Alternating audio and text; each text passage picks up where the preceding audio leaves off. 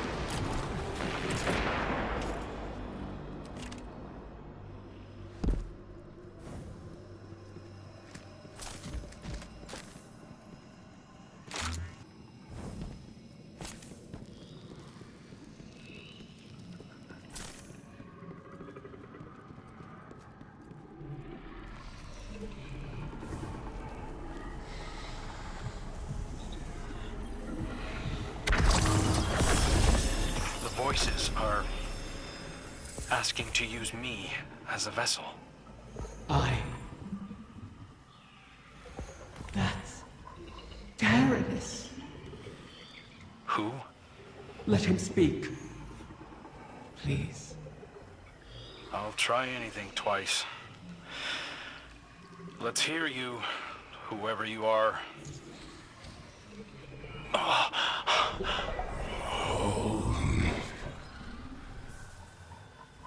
Riven, how I've missed you.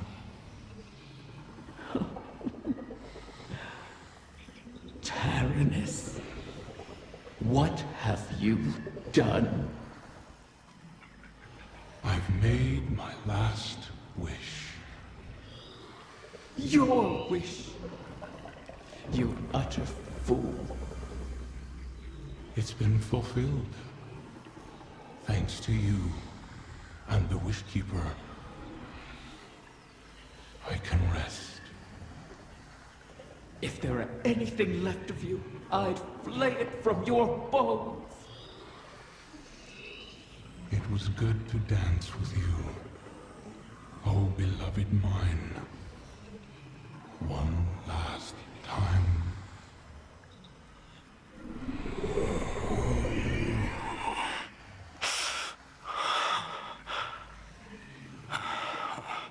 Who was he, Riven? Tyrannus was my mate.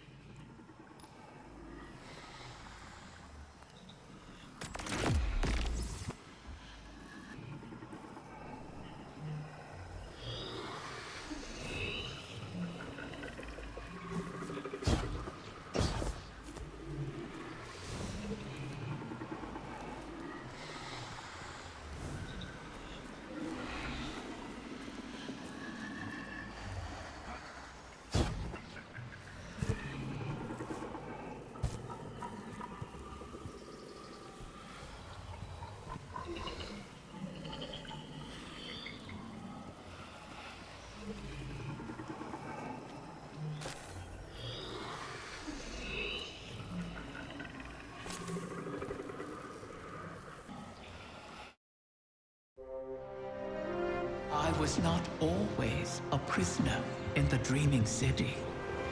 The Ahamkara were once free to roam its halls. That's where I met Tyrannus.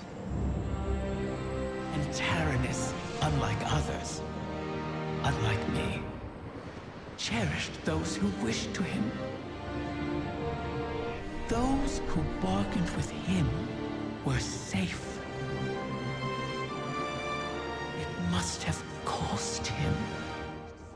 I found his restraint intriguing. And my art, my dreaming halls, my dance with the queen moved Tyrannus in turn.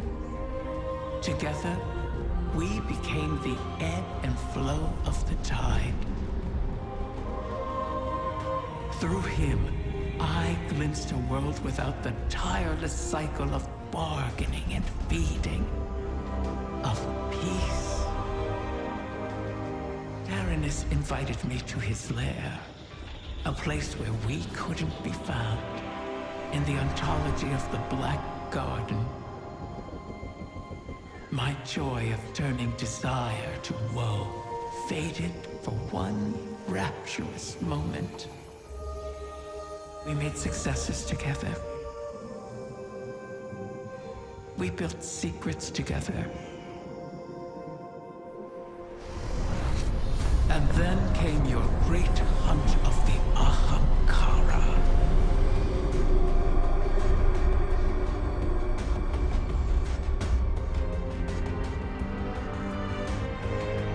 The Queen took my freedom under guise of protection. Tyrannus and I were forever separated. But we could still whisper to one another in the space between. At least until a king arrived and made a bargain I could not refuse. I became both king and dragon. I spoke with his voice, and Tyrannus knew it. So he did the one thing our kind must never do. Grant his own wish at the cost of his existence. A wish to keep the eggs out of harm's reach until someone could protect them. Someone like you. His WishKeeper.